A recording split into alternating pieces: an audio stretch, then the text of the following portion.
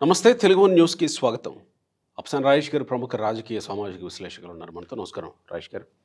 రాజేష్ గారు, సినిమా వాళ్ళ అంటే ఇండస్ట్రీకి సంబంధించి జరుగుతున్న ఈ వివాదం కాస్త తెలంగాణలో కొలిక్కొస్తుంది. ఈరోజు సినిమా పెద్దలంతా సీఎం రేవంత్ రెడ్డితో భేటీ అయ్యారు. కొలిక్కు వచ్చేసింది. వాళ్ళు బయటకు వచ్చి ప్రెస్ మీట్ పెట్టారు. పరస్పరం ఒక అంగీకారానికి వచ్చారు. ఇంటర్నేషనల్ లెవెల్లో ఒక హబ్గా హైదరాబాద్ని తీర్చిదిద్దాలి అనేటువంటి ఒక అభిప్రాయానికి వచ్చి దిల్ రాజు మాట్లాడారు. ఎఫ్డీసీ చైర్మన్ అయిపోయింది. అయితే ఆ కొద్దిసేపటికే టక్కున మళ్ళీ అంబటి రాంబాబు తెర మీదకి వచ్చారు. తెర మీదకి వచ్చి పూర్తి పరిష్కారానికి సోఫా చేరాల్సిందే. అంబటి రాంబాబు ఇండస్ట్రీకి ఇలాంటి ట్వీట్స్ చేసి ఇండస్ట్రీకి ఏమన్నా చేస్తున్నట్ట, లేదా ప్రజలకి ఏమన్నా సందేశం ఇస్తున్నట్ట, పోనీ మొదటి నుంచి భుజాన మోస్తూ వచ్చిన అల్లు అర్జున్కి ఏమన్నా మంచి చేస్తున్నట్ట, ఈ ట్వీట్‌ని ఎట్లా చూడాలి? ప్రేక్షకులందరికి కూడా నాదొక మనవి. ఎందుకంటే నేను భాష విషయంలో కొంచెం స్పెసిఫిక్‌గా ఉంటా. వీలైనంత వరకు ఇండీసెంట్ లాంగ్వేజ్ వాడకుండా నన్ను నేను నియంత్రించుకుంటూ ఉంటా. కానీ ఇక్కడ మటుకు తప్పని పరిస్థితుల్లో ఒక ముతక సామెత చెప్పాల్సొస్తుంది. కొంచెం అర్థం చేసుకోండి. ఎందుకంటే సందర్భోచితంగా చెప్పి తీరాల్సిన ఒక సామెత అంబటి రాంబాబుకు వర్తించే సామెత కూడా చెప్పక తప్పదు ఇప్పటికి. ఓకే. మనకి గ్రామాల్లో అరుగుల మీద చెప్పుకునే ఒక ముతక సామెత ఉంది. కుక్క తెచ్చే ఎన్ని గొద్దెలు అంటారు. ఈ అంబటి రాంబాబు కూడా సమస్య తెలంగాణ రాష్ట్రంలో ఏర్పడింది. హైదరాబాద్ నగరంలో ఒక సంక్షోభ పరిస్థితి ఏర్పడింది. సినిమా ఇండస్ట్రీ భవిష్యత్తు ప్రభుత్వం తీసుకుంటున్న నిర్ణయాల మీద ఆధారపడింది ఇవాళ. కరెక్ట్. అది వివాదం చిలికి గాలివానగా మారుతున్న పరిస్థితుల్లో ఆ వివాదాన్ని పరిష్కరించే నేపథ్యంతో ఇండస్ట్రీకి సంబంధించి ఒక అడుగు, అలాగే ప్రభుత్వం వైపు నుంచి మరొక అడుగు వేసి ఈరోజు సామరస్యపూర్వక వాతావరణంలో ఒక చర్చలు జరిగాయి. చర్చల్లో పాల్గొంది కూడా సాక్షాత్తు రాష్ట్ర ముఖ్యమంత్రి, అలాగే ఆయన మంత్రివర్గ సహచరులు, అలాగే ఇండస్ట్రీకి సంబంధించిన చాలా సీనియర్ ప్రతినిధి బృందం ఇవాళ ముఖ్యమంత్రి గారితో చర్చించారు. ఇండస్ట్రీ వైపు నుంచి ప్రభుత్వానికి ఎటువంటి సహాయ సహకారాలు అందాలి, ప్రభుత్వం వైపు నుంచి ఇండస్ట్రీకి ఎటువంటి సహాయ సహకారాలు అందాలి అనేది. అదే సందర్భంలో సంధ్యా థియేటర్ తొక్కిస్లాట సంఘటన వంటివి మళ్ళీ పునరావృతం కాకుండా చూసుకోవాల్సిన బాధ్యత, అలాగే ప్రభుత్వం తీసుకున్న భవిష్యత్తులో బెనిఫిట్ షోలకు అనుమతి ఇవ్వము, అలాగే టికెట్ ధరల పెంపుకు అనుమతి ఇవ్వము అన్న ఒక నిర్ణయం ఇండస్ట్రీకి ఏ విధంగా శరాఘాతంగా మారబోతుందన్న అంశాన్ని, వీళ్ళకి ఎదురు కాబోయే డిఫికల్టీని వీళ్ళు ప్రభుత్వంతో పరస్పరం చర్చించుకున్నారు. ఇక్కడ ఈ ఇండస్ట్రీ హైదరాబాదులో మనుగడ కొనసాగించడం అనేది ప్రభుత్వానికి అవసరం, ప్రభుత్వ సహాయ సహకారాలు ఇండస్ట్రీ కూడా అవసరం. ఖచ్చితంగా. ఎందుకంటే ఏ ప్రభుత్వం అయినా సరే తన పాలనా హయాంలో తన ప్రాంతంలో ఉపాధి అవకాశాలు కల్పించగలిగే, ప్రభుత్వానికి ట్యాక్స్ రెవెన్యూస్ ఇవ్వగలిగే ఏ వ్యాపారాన్నైనా ప్రోత్సహించాలని కోరుకుంటుంది. అలాగే ఇవాళ డైరెక్ట్ అండ్ ఇండైరెక్ట్గా సుమారుగా 1,00,000 మందికి ఉపాధి అవకాశాలు కల్పించే సినిమా పరిశ్రమని తెలంగాణ ప్రాంతంలో నుంచి వెళ్ళగొట్టాలని ఏ ప్రభుత్వం కూడా ఆకాంక్షించదు, కనీసం ఆ దిశగా ఆలోచన కూడా చేయదు. ఇప్పుడు జరిగింది ఒక సెలెక్టివ్ ఇన్సిడెంట్. ఆ ఇన్సిడెంట్ ప్రాతిపదికగా ఆ ఇన్సిడెంట్ని హ్యాండిల్ చేసే విషయంలో ప్రభుత్వంతో ఒక ఘర్షణపూరిత వాతావరణం చెలరేగింది వాస్తవమే. దీన్ని మరింతగా ముదరకుండా చూసుకోగలిగే లౌక్యం అటు ఇండస్ట్రీ వైపు ఉంది, ప్రభుత్వం వైపు కూడా ఉంది. ఇరువురికి ఆ సమయంలో పాటించి దాన్ని ఒక లాజికల్ కంక్లూషన్కి తీసుకురావాలన్న ఆలోచన ఉంది. ఇక్కడేదో ఒక సంఘటన జరిగింది కాబట్టి, ప్రభుత్వం ఒక నిర్ణయం తీసుకుంది కాబట్టి, అల్లు అర్జున్ ఒక ప్రెస్ మీట్ పెట్టాడు కాబట్టి, ఇక వాళ్ళిద్దరే మొత్తం ఇండస్ట్రీని అసలు తెలంగాణ ప్రాంతం నుంచి ఎల్లగొట్టేస్తున్నారు అన్న విధంగా కొన్ని చర్చలు జరుగుతూ ఉన్నాయి. కొంతమంది గత 2-3 రోజులుగా చూస్తూ ఉన్నాం. ప్రెస్ మీట్లు పెట్టేసి మీరు సంక్రాంతికి మీరు వెళ్ళిపోండి ఇక్కడి నుంచి. అసలు వీళ్ళందరూ ఎవరు? వీళ్ళేమన్నా ఆ ఇండస్ట్రీని ఇక్కడికి తీసుకొచ్చి స్థిర నివాసం ఏర్పరచడానికి బాధ్యులా? లేదు, వీళ్ళని ఎల్లగొట్టేసేస్తారు. ఆ ఎల్లగొట్టడం వల్ల ప్రభుత్వానికి వనగురే ట్యాక్స్ రెవెన్యూస్ వల్ల జరిగే నష్టాన్ని వీళ్ళు భర్తీ చేస్తారా? ఇవాళ టెక్నీషియన్స్ కానీ, వివిధ క్రాఫ్ట్లకు సంబంధించి కానీ, థియేటర్లు కానీ, థియేటర్లో పనిచేసే సిబ్బంది కానీ, డిస్ట్రిబ్యూటర్లు కానీ, ఈ మొత్తం నెట్వర్క్కి కనీసం నేను ఇందాక చెప్పినట్టుగానే కొన్ని వేల మంది, లక్షల మంది ఉపాధి పొందుతూ ఉంటారు. సినిమా మేకింగ్లో పనిచేసే వ్యక్తులతో కూడా కలుపుకుంటే వాళ్ళ ఉపాధి అవకాశాలు దెబ్బతింటే వీళ్ళు కాపాడతారా? ఇవాళ మీరొచ్చి మా ప్రాంతంలో పెట్టుబడి పెట్టండి అని చెప్పని పెట్టుబడిదారుల సదస్సులు ఏర్పాటు చేసి దేశవ్యాప్తంగా ఉండే పారిశ్రామికవేత్తల్ని, ప్రపంచవ్యాప్తంగా ఉండే పారిశ్రామికవేత్తల్ని పిలుస్తూ ఉంటారు. అటువంటిది హైదరాబాద్లోనే స్థిర నివాసం ఏర్పరచుకొని ఇక్కడ ఉపాధి అవకాశాలు కల్పిస్తూ సైమల్టేనియస్గా వాళ్ళ వ్యాపార ప్రయోజనాలు కూడా కాపాడుకుంటున్న వ్యవస్థ సినిమా ఇండస్ట్రీ. ఇవాళ ఒక రియల్ ఎస్టేట్ వెంచర్ చేస్తే దానికి ఒక మినిమం గ్యారంటీ ఉంటుంది. గ్యారంటీ లేని రంగం సినిమా రంగం. అవును. వాళ్ళు పెట్టుబడి పెట్టి సినిమా తీయాలి, ఆ సినిమా ప్రేక్షకాదరణ పొందితే వాళ్ళకి డబ్బులు వస్తాయి. ప్రేక్షకాదరణ పొందకపోతే అల్టిమేట్గా లూజ్ అయ్యేది ప్రొడ్యూసర్. లాటరీ లెక్కే కదా. ఒక రిస్క్ టేకింగ్ అసైన్మెంట్ సినిమా తీయటం అనేది. అటువంటి రిస్క్ టేకింగ్కి సిద్ధపడి కోట్ల రూపాయలు కుమ్మరిచ్చి సినిమా నిర్మాణం చేస్తూ వాళ్ళు సర్వైవ్ అవుతూ దెబ్బతినేవాళ్ళు దెబ్బతింటుండగా కూడా ఆ ప్యాషన్ తోటి ముందుకొచ్చి సినిమాలు తీసేవాళ్ళు తీస్తూ వాళ్ళ మీద ఆధారపడి ఇంతమంది ఉపాధి పొందుతా ప్రభుత్వానికి కూడా ట్యాక్స్ రెవెన్యూస్ అందుతూ ఉన్న వ్యవస్థని చెడగొట్టుకోవాలని ఏ ప్రభుత్వం అటు ఆలోచిస్తుంది? ఇటువంటి పరిస్థితుల్లో సామరస్యపూర్వకంగా పరిష్కారం చేసుకోవడానికి ప్రభుత్వం, ఇండస్ట్రీ పెద్దలు కూర్చొని మాట్లాడుకుంటూ ఉంటే ఈ అంబటి రాంబాబు ఏంటి ప్రభుత్వానికి దురుద్దేశాలు ఆపాదిస్తా ఈ విధమైన ట్వీట్లు చేయటం? అంటే ఆ పుష్ప సినిమాలో ఓ సీన్ ఉందట, నేను చూడలే సినిమా. నేను విన్నాను. సోఫాలు పంపించేది అంటే ఆ సోఫాల్లో లంచం డబ్బులు పెట్టి పంపించే సీను పుష్ప సినిమాలో ఉందంట.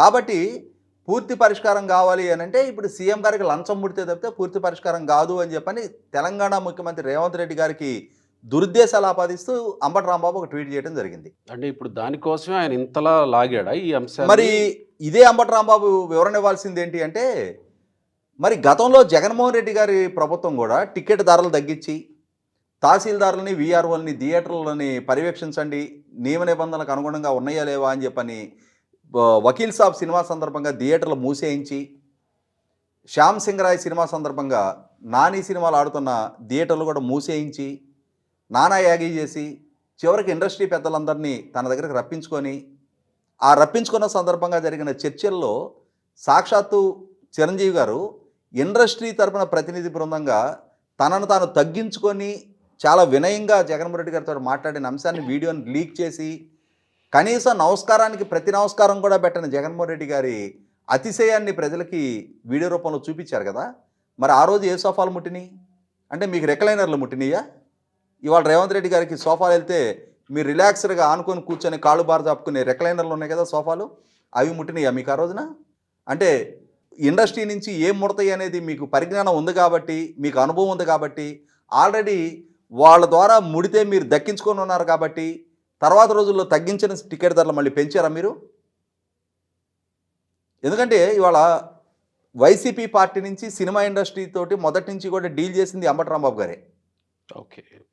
మీకు గతంలో 2019 ఎన్నికలకు ముందు సినిమా ఇండస్ట్రీకి సంబంధించిన వాళ్ళందరినీ వైసీపీ పార్టీలో జాయిన్ చేసుకోవడానికి వాళ్ళందరి దగ్గరికి వెళ్ళి చర్చలు జరిపింది. జగన్మోహన్ రెడ్డి గారి సమక్షంలో వాళ్ళందరినీ పార్టీలో చేర్చింది ఈయనే. అంటే అప్పట్లో నటుడుగా కాస్త అనుభవం ఉంది ఆయన. ఇప్పుడు ఎందుకంటే సినిమా ఇండస్ట్రీ మొత్తం ఎన్టీ రామారావు గారి వెనక ఉన్న రోజుల్లో కూడా 1989లో ఆ రోజు టీవీ ఆర్టిస్టులు ధర్మవరపు సుబ్రహ్మణ్యం గారు, అశోక్ కుమార్ గారు ఇట్లాంటి వాళ్ళందరూ రేపల్లెలో అంబటి రాంబాబు గారి కోసం డోర్ టు డోర్ క్యాంపెయినింగ్ కూడా చేశారు. మొదటి నుంచి ఇది కాస్త కళాపోషణ ఉంది. ఆ కళాపోషణలో భాగంగానే మరి ఈ రెక్లైనర్లు, సోఫాల సంస్కృతి మరి గతంలోనే అనుభవపూర్వకంగా వీళ్ళకి అవగాహన ఉండుంటుంది. ఇవాళ ఒక సంఘర్షణ జరిగింది, ఒక సంఘటన జరిగింది, పాలకులుగా ఏది కరెక్ట్ అనిపిస్తుందో ఆ నిర్ణయం ఈ ప్రభుత్వం తీసుకుంది. ఆ నిర్ణయం వల్ల భవిష్యత్తులో ఇరుపక్షాల మధ్య సంబంధాలు చెడకూడదు, ఇరువురికి ఒకరి సహకారం ఒకరికి అవసరం అని చెప్పని భావించి ఇండస్ట్రీ పెద్దలు కూడా ప్రభుత్వంతో సంప్రదింపుల ద్వారా సమస్య పరిష్కారం చేసుకోవాలని చెప్పని ఆలోచన చేస్తూ ఉన్నారు. అది మ్యూచువల్గా ఇరువురు పరస్పర అంగీకారంతో కూర్చొని మాట్లాడుకుంటా ఉన్నారు. ఒక అధికారిక సమావేశం జరిగింది. ఎఫ్డిసి ద్వారా జరిగిన సమావేశం అది. అదేం ప్రైవేట్ సంభాషణ కాదు. అవును. ప్రభుత్వ ముఖ్యమంత్రి, film development corporation chairman Dil Raju గారి ఆధ్వర్యంలో ఒక అధికారిక సమావేశం జరిగింది. ఆ అధికారిక సమావేశంలో చర్చించి ప్రభుత్వ పరంగా మా నిర్ణయాలు ఇవి అని చెప్పని బెనిఫిట్ షోలకి లేదు, అలాగే టికెట్ ధరలు పెంచుకునే అంశానికి ప్రభుత్వ పరంగా తాము తీసుకున్న నిర్ణయం నుంచి ఈల్డ్ అవడానికి ముఖ్యమంత్రి గారు సిద్ధంగా లేరు. అదే సందర్భంలో ఇండస్ట్రీకి ఉన్న సమస్యల గురించి పరిష్కారం చేసుకోవడానికి ఒక మంత్రివర్గ ఉపసంఘాన్ని కాన్స్టిట్యూట్ చేశారు. మీరు ఇండస్ట్రీ తరపున కూడా మీరు కూడా ఒక కమిటీని కాన్స్టిట్యూట్ చేసుకోమని చెప్పని సలహా ఇచ్చారు. అది అంతిమంగా ఇరువురికి ఆమోదయోగ్యంగా ఉండే ఒక పరిష్కారానికి, ఒక లాజికల్ కంక్లూషన్కి వాళ్ళు వస్తారు. మధ్యలో మీ దొగ్గదేంటి? అంటే మీరన్న మొదటి ఆ కుక్కలు తెచ్చే దీని విషయానికి వెళితే ఇక్కడ మొదట ఈ వివాదంలో అల్లు అర్జున్ని భుజాన వేసుకున్నారు. అంబటరాంబాబుతో పాటు వైసీపీ వీళ్ళంతా మోసారు. వీళ్ళు నన్ను ఇట్ట చేయబట్టే నేను ఇంకా దీనికి గురవుతున్నానేమో అని అల్లు అర్జున్ ఫీల్ అయ్యే స్థితికి వచ్చింది కదా పరిస్థితి. ఈవెన్ అందరూ వెళ్ళి పరామర్శిస్తే ఈవెన్ ఫ్రెండ్ అయిన శిల్పారవి కూడా వచ్చి ఆయన పరామర్శించాడు, లేదా ఫోన్లో పరామర్శించాడు, ఏమో తెలియదు, అదైతే బయటికి రాలా. సో వైసీపీ వాళ్ళు అంటేనే వీళ్ళ వల్ల నాకు ఇదవుతుందిరా బాబు అనే పరిస్థితికి అల్లు అర్జున్ వచ్చాడు కదా. ఇప్పుడు ఈయన ఆ పరిస్థితుల్లో నుంచి అల్లు అర్జున్ వెళ్ళి నాగబాబునను చిరంజీవిని కలవటంతో మళ్ళీ అక్కడ యూటర్న్ తీసుకున్నారు కొంతమంది. అంటే విశ్వాసం లేదు అనే అర్థం వచ్చేలా కొన్ని కామెంట్స్ చేశారు. మళ్ళీ ఇప్పుడు సినిమా ఇండస్ట్రీకి సంబంధించి ఇటు ఈయన మంచి చేయాలనుకుంటున్నట్ట, చేస్తున్నట్ట, ఏం చేస్తున్నట్టు ఈ భుజాన వేసుకొని ఇలాంటి ట్వీట్లు చేసి? అంటే ఇక్కడ ఒక వివరణ ఇవ్వాల్సింది ఏంటి అంటే, గత నెలలో సాక్షాత్తు జగన్మోహన్ రెడ్డి గారు వాళ్ళ తల్లి మీద ఎన్సీఎల్టీలో కేసు ఫైల్ చేశాడు. వాళ్ళ తల్లి కూడా మా అమ్మాయిని ఆస్తుల విషయంలో అన్యాయం చేస్తున్నాడు అని చెప్పని ఇంత పొడుగు లేఖ రాసింది. అవును. మరి నిన్న క్రిస్మస్ ప్రార్థనల సందర్భంగా ఆ అమ్మ కొడుకు ముద్దు పెట్టింది, కొడుకు అమ్మని కావలించుకున్నాడు కదా. ఎవరెవరిని మోసం చేశారు? ఇప్పుడు ఎవరెవరిని మభ్యపెడుతున్నారు? లేఖలు రాసుకున్నది, కేసులు ఫైల్ చేసుకున్నది నిజమా? ఈ కావులెంతలో ముద్దులు పెట్టుకోవడం నిజమా? అది కుటుంబం, రక్త సంబంధం, blood is thicker than water.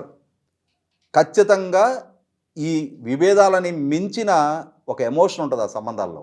అవును. అలాగే కొన్ని పొరపచ్చలు వస్తే వచ్చుండొచ్చు.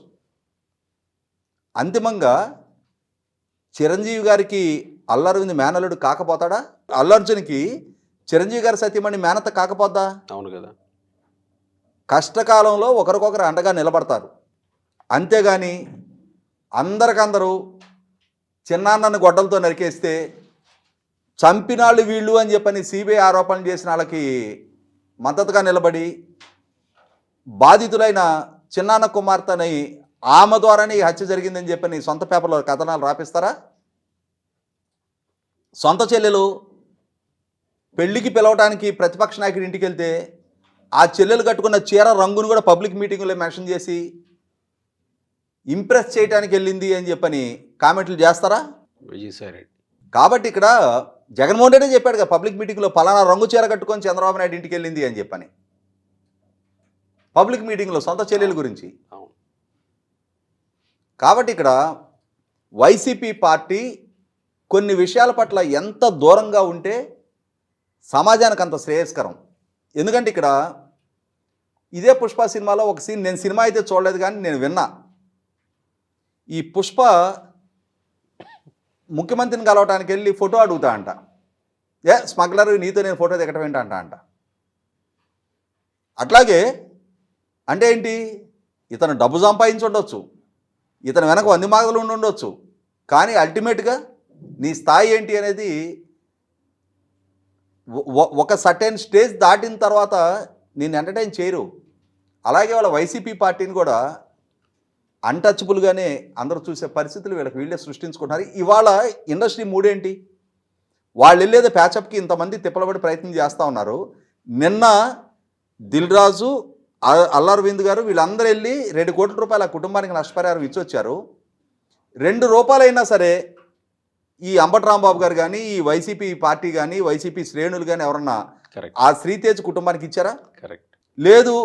సంక్రాంతి వస్తుంది కదా, సంక్రాంతి రాగానే సత్యనపల్లి వాళ్ళకి అంబటి రాంబాబు గారు భోగి మంటలు, రికార్డ్ డ్యాన్సులు, ఈయన లాటరీలు పెట్టి లాటరీ టికెట్లు అమ్మేవి, ఇవన్నీ గుర్తొస్తూ ఉంటాయి. ఇంకో 15 రోజుల్లో రాబోతూ ఉంది. అవును. ఆ రూపంగా ఈ సంపాదన మార్గాలు తప్పితే ఈ అంబటి రాంబాబు గారు అయినా సరే, లేదు వాళ్ళ నాయకుడు జగన్మోహన్ రెడ్డి గారు అయినా సరే, వాళ్ళ సంపాదనలో నుంచి ఎక్కడన్నా ఎండాకాలం ఒక చలివేంద్రం పెట్టి దాహంతో ఉన్న వాళ్ళకి ఇక్కడ మంచిళ్ళు పోసిన చరిత్ర ఉంది వాళ్ళకి. వీళ్ళు కొన్ని విషయాల్లో ఎంత దూరం మెయింటైన్ చేస్తే అంత మంచిది. ఇప్పుడు ఇండస్ట్రీ అంతే అనుకుంటుందా? 100% ఇవాళ నేను ఇందాక చెప్పిందే, వాళ్ళు బహిరంగంగా మీడియాకు వచ్చి చెప్పలేకపోవచ్చు, కానీ నువ్వు ఖచ్చితంగా ఆ ట్వీట్ వినగానే నేను మొదట్లో చెప్పిన సామెతే ప్రతి ఒక్కళ్ళు ఫీల్ అవుతారు. ఇతనికే సంబంధం రా నాయన, ఇతను ఎందుకు ఈ నీకు దండం పెడతా, నువ్వేం మాట్లాడబోకరా అదేదో సినిమాలో. ఇప్పుడు ఖచ్చితంగా నేను చెప్పిన సామెత గురించే చర్చ జరుగుతుంది వాళ్ళకి. ఇతనికి ఏం సంబంధం, మనం ఏదో తిప్పలబడి మాట్లాడుకుంటున్నామో, మనము వాళ్ళు ప్యాచప్ చేసుకుంటున్నారు. ప్రభుత్వ పరంగా కూడా ఈ ఘర్షణపూరిత వాతావరణం కొనసాగాలని కోరుకోదు. అంతే కదా. ఎందుకంటే హైదరాబాదు యాంబియన్స్ దెబ్బతినాలని ఏ రాష్ట్ర ముఖ్యమంత్రి కోరుకుంటాడు? బ్రాండ్ ఇమేజ్ కి ఇవాళ ఒక సినిమా ప్రముఖుల ఇంటి మీద యూనివర్సిటీ విద్యార్థి సంఘ నాయకులు దాడి చేశారు అన్న వార్త శాంతి భద్రతల పరంగా కూడా హైదరాబాద్ సేఫ్ కాదన్న వాతావరణం కల్పిస్తుంది. నిన్నంతా జాతీయ మీడియాలో చర్చ జరిగింది. అందువల్ల ఎట్టి పరిస్థితుల్లో ఇటువంటి వాతావరణాన్ని సామరస్యపూర్వకంగా పరిష్కరించుకోవాలనే ప్రభుత్వం ఆకాంక్షిస్తుంది, ఇండస్ట్రీ కూడా ఆకాంక్షిస్తుంది. వాళ్ళు కూర్చొని మాట్లాడుకుంటున్నారు. వీళ్ళు ఎంత దూరం మెయింటైన్ చేస్తే వాళ్ళకి మంచిది, వీళ్ళకి మంచిది. కాదు అని అంటే వీళ్ళు బాగానే ఉంటారు. రేపటి రోజున కనీసం ఏదైనా ఫంక్షన్ లాంటివి జరిగితే భోజనానికి కూడా మిమ్మల్ని పిలవరు. Right sir.